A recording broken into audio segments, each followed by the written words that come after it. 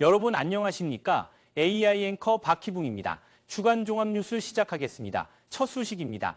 무더위가 기승을 부리는 여름 멀리 떠나지 않고도 자연 속에서 힐링할 수 있는 곳이 있습니다. 지금 낙동강 생태공원 곳곳에 여름꽃이 만개의 자연 정원을 이루고 있습니다. 시민들 발길을 붙잡고 있는 현장을 다녀왔습니다. 김윤정 기자의 보도입니다. 낙동강 생태공원 일원에 보랏빛 버베나꽃이 흐드러지게 피었습니다. 꽃밭 위로 하얀 나비들이 무리를 지어 날아오릅니다. 마치 누군가 풀어놓은 듯. 꽃 사이를 넘나드는 장면은 도심 속 풍경이라 믿기 어려울 만큼 황홀합니다. 차에서 내리는데 깜짝 놀랐습니다. 아니 이게 진짜 나비를 풀어놓은 건지 자연인지 너무 놀랐고요. 와서 보니까 너무 이쁘네요. 많은 분들이 와서 이 좋은 광경들을 보시고 좋은 추억을 남겼으면 참 좋겠다는 생각이 듭니다. 하얗게 분홍빛으로 피어났던 낙동강 벚꽃길이 이제는 짙은 녹음 아래 여름꽃들이 바통을 이어받았습니다. 강변길을 따라 걷는 시민들, 시원한 바람을 맞으며 자전거를 타는 라이더들까지 계절 속 자연이 만든 길에서 잠시 일상을 내려놓습니다. 햇살 가득한 강변길 넘어 조성된 연꽃단지에도 시민들 발길이 이어집니다. 수면 위로 고요히 떠오른 연꽃들이 푸른 잎 사이로 고개를 내밀며 한창 절정을 맞고 있습니다. 연꽃 가까이 선 모처럼의 여유를 즐기며 잠시 발길을 멈춥니다. 너무 더워서 멀리는 못 가고 거의 매일 자전거 타고 연꽃도 보고 이 나무도 너무 좋아서 그늘도 좋고 그래서 자주 옵니다. 활짝 피어난 코스모스가 계절을 잊은 듯 한여름 무더위 속에서 작은 설렘을 전해줍니다. 부산의 삼락, 화명, 대저, 맥도 생태공원, 낙동강 생태공원 곳곳에서 도심 속 여름꽃의 향연을 만나볼 수 있습니다. 계절마다 옷을 갈아입는 낙동강변, 도심 가까이 자연이 주는 쉼표가 되고 있습니다. BTV 뉴스 김윤정입니다. 북구 덕천동의 새로운 도서관이 문을 엽니다. 3년 전 폐교된 중학교를 리모델링했는데요. 부산에서 처음으로 관내 모든 권역의 공공도서관을 갖추게 됐습니다. 장동원 기자입니다. 25일 문을 여는 북구 덕천도서관입니다. 2022년 덕천중학교로 통폐 앞둔 덕천여중이 있던 자리입니다. 교실 건물은 올해 초 소프트웨어 AI 교육 거점 센터가 됐고 강당동은 도서관으로 리모델링했습니다. 덕천 지역 주민들의 수건이던 도서관이 마련되면서 북구는 관내 5개 권역 모두에 공공도서관을 갖추게 됐습니다. 화명도서관 같은 경우에는 지금 이제 부산 시내에서 이제 대출자 수로는 손꼽힐 정도로 정말 대출자 이용자 수가 많거든요. 그래서 이제 이 화명권역과 그 덕천권역 이제 사이의 경계에 이렇게 덕천도서관을 만듦으로 인해서 이제 이용자들도 이제 분산될 수가 있고. 덕천도서관에는 3만 9천여 권의 책이 비치됐습니다. AI로 책을 추천받거나 전자책을 볼 수 있고 북구 내 다른 구립도서관에 있는 책을 대출할 수 있는 시스템을 갖췄습니다. 열람실 공간을 줄이는 대신 자료실은 더욱 풍성해졌습니다. 실내외 구석구석 다양한 공간에서 책을 읽을 수 있도록 했고 기존 학교 강당 무대를 살려 다양한 연출이 가능하게 했습니다.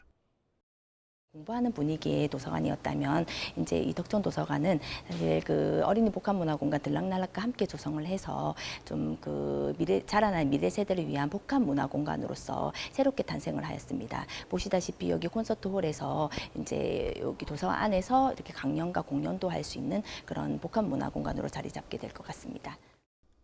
특히 1층은 어린이들을 위한 공간으로 꾸며졌습니다. 어린이 자료실은 들락날락으로 만들어져 놀이와 독서, 체험을 할 수 있게 했고 별도의 영유아 공간을 만들어 모든 세대가 도서관을 즐길 수 있게 했습니다. 덕천도서관은 개관을 기념해 작가 초청 강연을 비롯해 7월 말까지 미니 콘서트와 체험 행사 등을 마련합니다. 도서관은 월요일과 공휴일 문을 닫고 종합자료실은 평일 밤 10시까지 이용할 수 있습니다. BTV 뉴스 장동원입니다. 4구 신평동에 있는 예비군 훈련장 아래 작은 동네가 새뜰마을 사업지로 선정됐습니다. 그 흔한 편의점도 없는 이 마을 상황은 어떤지 김석진 기자가 현장을 다녀왔습니다. 집 아래 높은 옹벽이 압도적입니다. 사이로 난 골목길은 좁디 좁고 경사도 심합니다. 대부분의 지붕은 성면이 함유된 슬레이트입니다. 빈집도 곳곳에 있습니다. 그 흔한 편의점이나 구멍가게도 없어 생필품이나 부식 판매 차량이 들어올 정도입니다. 이 마을에 살고 있는 주민은 163세대 270여 명. 이 중 60세 이상 노인이 절반이 넘습니다. 주거 환경이 열악한 상황입니다. 마을 버스라도 하나 오면 참 좋은데 그런 거 개선 좀 해줬으면 좋고요. 또 이 위에 도시 계획에 8m 도로가 난다 하는데 좀 빨리 났으면 좋겠고요. 그리고 요 길이나 뭐나 좀 너무 추좋은 점이 많으니까 좀 그런데 개선 좀 됐으면 좋겠어요. 4구의 오지로 통하는 이곳에 40억 원이 투입됩니다. 정부의 새뜰마을 사업에 선정됐기 때문입니다. 4호구는 노후된 주택과 옹벽 등 생활 안전 위주로 정비 사업을 펼쳐나갈 계획입니다. 우선 18동에 달하는 공폐가를 정비하고 슬레이트 지붕 교체 사업도 벌입니다. 마을의 유일한 커뮤니티 공간인 마을 회관 겸 노인정도 리모델링할 계획입니다. 공폐가를 철거한 곳에는 소공원이나 체육시설을 설치해서 윗마을, 아랫마을 누구나 자주 찾는 곳으로 조성할 계획이고 파손된 골목길, 노후 옹벽 등 위험 요소를 정비해서 4구는 시설 개선뿐만 아니라 주민 만족도를 높이기 위한 다양한 교육, 복지, 소통 프로그램도 운영합니다. 한편 이번 사업은 5개년 사업으로 내년부터 시작해 오는 2030년 마무리하게 됩니다. BTV 뉴스 김석진입니다. 황룡산 개발 사업의 행정 절차가 마무리됐습니다. 황룡산 정상에 전망대와 케이블카를 조성하는 것으로 내년 초 착공이 예상되는데요. 시민단체와 환경단체는 난개발과 특혜를 지적하며 사업을 반대하고 있습니다. 장동원 기자입니다. 지난 16일 부산시는 황룡산에 전망대와 케이블카를 조성하는 사업의 실시 계획 인가를 확정 고시했습니다. 20년 넘게 표류하던 사업이 주요 행정 절차를 마무리하면서 이르면 내년 초 착공을 내다볼 수 있게 됐습니다.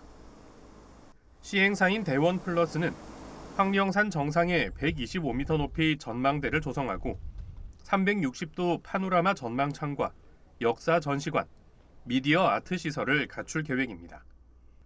또 전포동 황룡산 레포츠 공원에서 전망대까지 539m를 케이블카로 연결할 계획입니다.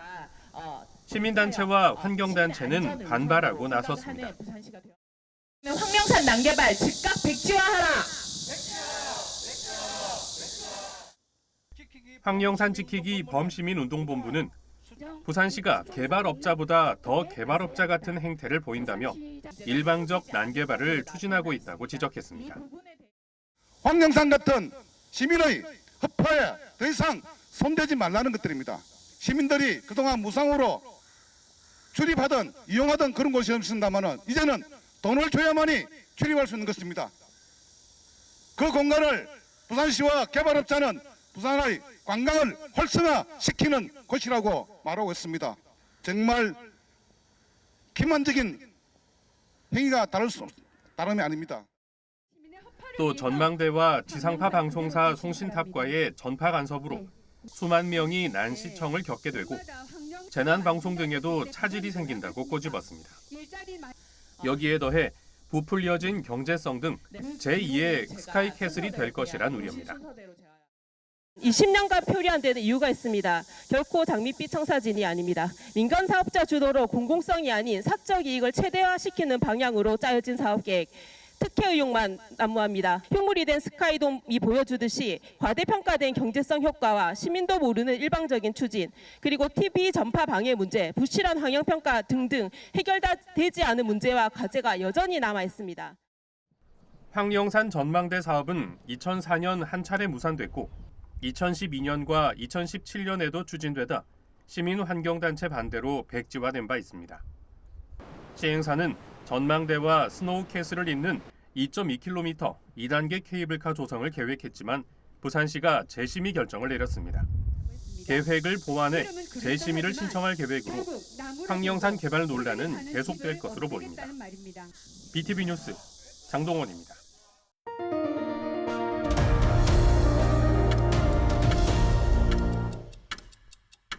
휴대전화에 통화와 위치 추적이 가능한 악성 앱을 몰래 설치해주고 수십억 원을 챙긴 일당이 경찰에 붙잡혔습니다. 경찰은 판매자를 구속하고 광고와 서버 관리를 맡은 2명과 앱 이용자 12명도 불구속 입건했습니다. 김윤정 기자의 보도입니다. 홈페이지에 자녀 감시용 위치 추적 프로그램으로 홍보합니다. 하지만 실제로는 상대방의 통화 내용은 물론 문자와 위치 정보까지 실시간으로 감시할 수 있는 불법 앱입니다.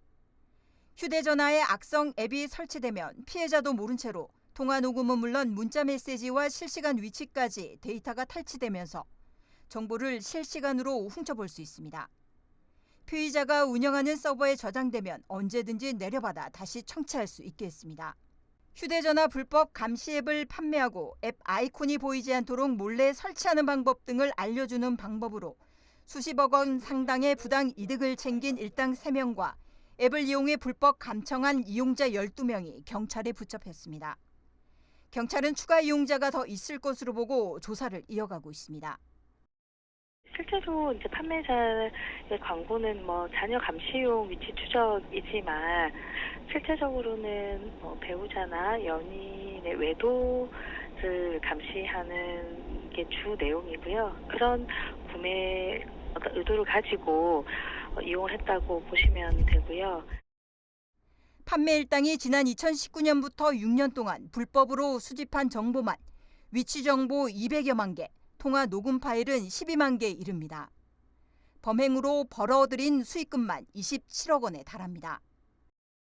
그리고 이거 판매자도 통신비밀보호법상 1년 이상 50년 이하의 징역에 처해질 수 있고요. 타인의 대화를 듣는 것도 동일한 법령에 의해서 처벌을 받을 수 있습니다. 이용자들은 짧게는 1개월, 길게는 수년에 걸쳐 배우자나 연인 등의 통화 내용과 문자 내용, 위치 정보를 불법으로 감시했습니다. 악성 프로그램이라서요. 백신 프로그램을 좀 주기적으로 이용해가지고 본인 휴대전화를 검사를 하면 대부분은 이제 다 탐지가 된다고 보시면 되고요. 또 타인이 본인 휴대폰에 좀 접근을 못하게 또 잠금 기능을 좀 설정을 해놓을 필요가 좀 있습니다. 경찰은 불법 감청과 사생활 침해를 목적으로 한 악성 프로그램 유포는 중대한 범죄라고 경고했습니다. BTV 뉴스 김윤정입니다. 서구청이 시각장애인을 위해 홈페이지를 개선했다고 합니다. 부산에서는 처음이라고 하는데요. 어떤 서비스인지 김석진 기자가 알아봤습니다. 시각장애인이 인터넷을 사용할 땐 보통 음성 서비스 프로그램을 이용합니다. 이 서비스는 화면에 있는 문자를 읽어주는 방식인데 정확성이 떨어지고 시간이 많이 걸린다는 단점이 있습니다. 특히 도표나 그림으로 된 정보의 음성 지원은 어렵다는 한계도 있습니다. 이에 서구는 누리집에 전자점자 생성 서비스를 도입했습니다. 올해 우리구 홈페이지 노후 디자인 개편과 함께 시각장애인들의 정보 접근권 보장을 위해 전자점자 생성 서비스를 도입하게 되었습니다. 서비스를 이용하기 위해선 전자점자 단말기가 필요합니다. 컴퓨터에 단말기를 연결하고 누리집에 들어가 점자 생성 프로그램을 실행하면 문자가 표출되는 방식입니다. 이 점자 정보 단말기 대신 점자 프린터기를 연결하면 직접 출력해서 읽을 수도 있습니다. 실제 이용자들의 만족도도 높은 편입니다. 점자를 직접 느끼고 읽을 수가 있잖아요. 그러니까 이런 문장은 이렇게 써야 하는구나, 이렇게 문해력적이라든가 맞춤법 이런 걸 이해를 좀 빠르게 할 수 있었어요. 이 서비스를 도입하는 데 든 비용은 3천여만 원. 수도권 일부 공공기관에선 이미 시행하고 있지만 부산에선 첫 사례입니다. 한편 전국의 시각장애인은 25만여 명으로 추정하고 있고 부산에는 17,300여 명이 거주하고 있습니다. BTV 뉴스 김석진입니다. 추상화의 기원, 우리가 아는 것보다 더 빠르고 낯설 수 있습니다. 100년 전 세상이 이해하지 못했던 한 여성화가 힐마 아프클린트의 작품이 국내에 처음 공개됐습니다. 전시 현장을 다녀왔습니다. 김윤정 기자의 보도입니다. 섬세한 붓질로 인물과 자연을 묘사한 초상화와 풍경화. 힐마 아프클린트는 19세기 말 스웨덴 여성 전문 화가 중 한 명으로 전문 회화로 출발했습니다. 하지만 여성 예술가 5명이 결성한 5인의 활동을 계기로 그녀는 눈에 보이지 않는 세계로 붓을 옮깁니다. 이후 탄생한 작품 바로 벽면을 가득 채운 10점의 대작입니다. 높이 3m, 너비 2m가 넘는 거대한 회화 작품 10점은 화가가 2달 만에 완성한 연작입니다. 인간의 생애를 원, 나선 혹은 곡선 등 추상적 기호와 색채로 표현합니다. 템페라를 종이에 직접 채색한 뒤 이를 캔버스에 붙여가는 독특한 방식으로 제작했습니다. 함께 소개된 인식의 나무 연작은 우주와 인간, 물질과 정신의 연결을 직관적으로 표현한 대표작입니다. 특정 작품은 힐마 아프클린트가 세상을 떠난 지 20년이 지나서야 세상에 처음 공개됐습니다. 추상미술의 역사를 다시 쓰는 것이고요. 아프클린트는 칸디스키나 몬디라인에 앞서서 추상미술을 시작했지만 20세기 전반은 비가시적이고 영적인 세계를 탐구하는 여성 작가를 수용하는 시대가 아니었습니다. 의도적으로 자신의 작품을 공개하기를 거부했고요. 공개하지 않았고요. 작품뿐만 아니라 수천 쪽에 달하는 노트와 도예 등 평생의 작업에 대한 정리와 기록을 남겨 눈길을 끌었습니다. 존재와 우주에 대한 아주 근원적인 질문을 끊임없이 관람객들에 던지고 있는데요. 이러한 근원적인 진리에 대한 어떤 질문, 이것은 현재도 유효한 것이고요. 그래서 21세기 동시대 미술을 다루는 부산현대미술관에서 한 세기 반 이전에 힐마 아프클린트를 소환한 이유가 됩니다. 한 세기 동안 봉인됐던 그림들이 전하는 메시지, 추상미술의 숨겨진 시작이었습니다. 이번에 이제 부산에서 우리나라 처음으로 힐마 아프클린트 전시를 하기 때문에 수도권에서 굉장히 많은 관심을 보이고 있습니다. 미술 애호가뿐만 아니라 전문가들, 많은 분들이 오셔서 보실 것으로 기대합니다. 힐마 아프클린트는 시대의 언어로는 설명할 수 없는 예술로 100년 뒤 오늘 추상화의 선구자로 다시 불리고 있습니다. 칸딘스키보다 먼저 보이지 않는 세계를 합폭에 담아낸 여성 작가, 세계 미술사의 출발점을 조용히 그러나 분명히 바꾸고 있습니다. BTV 뉴스 김윤정입니다.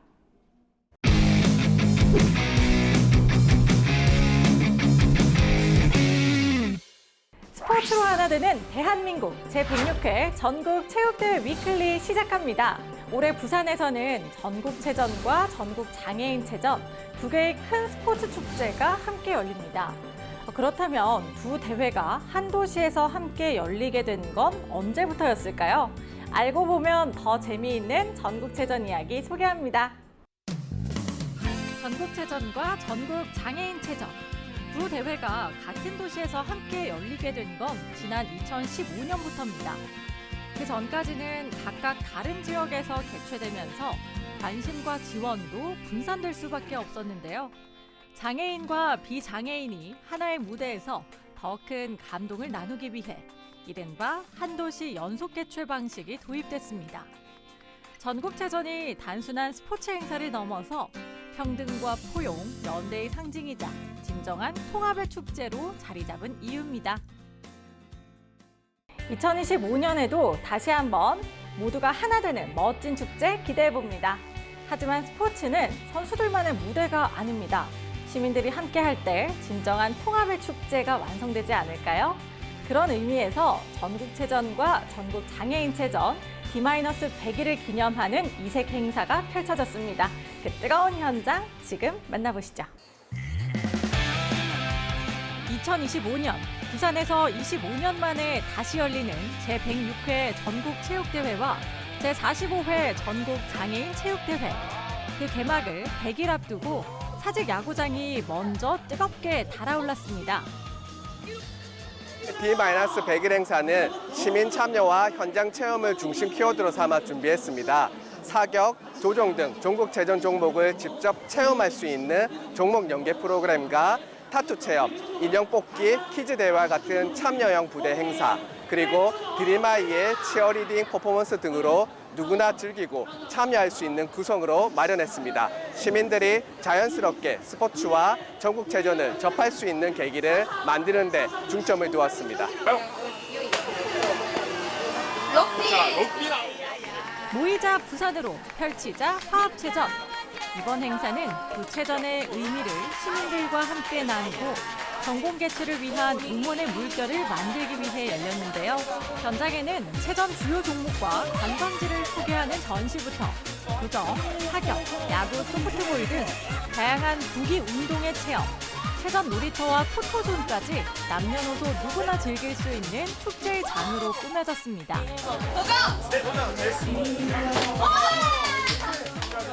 여러 가지 준비되어 있어서 경기 전에 즐길 수 있어서 좋았습니다. 원래부터 야구뿐만 아니라 다른 경기도 다 좋아하는데 이렇게 사는 곳에서 가까운데 이제 전국체전이 열릴 수 있어서 많이 기대가 돼요. 이런 행사를 하고 있으니까 아이들도 되게 좋아하고 덕분에 저희도 재밌게 놀다가 가는 것 같습니다. 전국체전 하면서 이제 조금 더 홍보가 많이 돼서 이런 기회가 더 많았습니다. 여기 사람이 좀 더 붐비면 이제 경제도 활성화되고 되게 정말 좋을 것 같습니다. 전국에서 선수들이 와서 경기를 하기 때문에 그게 좀 더 기대가 될 것 같습니다. 무대에서는 드림아이 치어리딩 공연 외에도 시민들이 직접 참여하는 퀴즈 대회와 피지컬 100까지 이어지면서 체전에 대한 흥미와 기대감을 한껏 끌어올렸고요. 현장은 그야말로 모두가 즐기는 축제의 장이 됐습니다.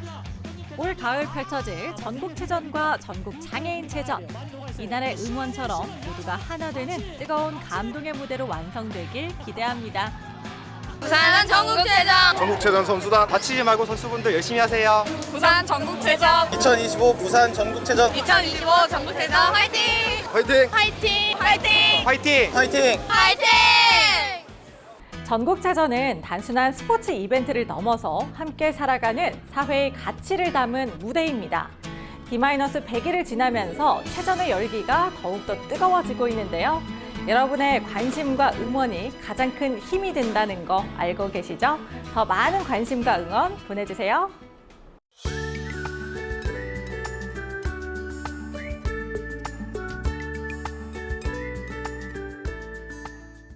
다음 주 아침 최저 기온은 약 25도에서 26도, 낮 최고 기온은 32도에서 33도로 예상됩니다. 기온은 평년보다 높겠습니다. 주 초반부터 후반까지 맑은 날씨가 예상됩니다. 이번 예보 기간에는 최고 체감 온도가 33도 내외로 올라 무더운 날이 많겠고 열대야가 나타나는 곳도 있겠으니 건강 관리에 유의하기 바랍니다. 이상 다음 주 날씨 정보였습니다.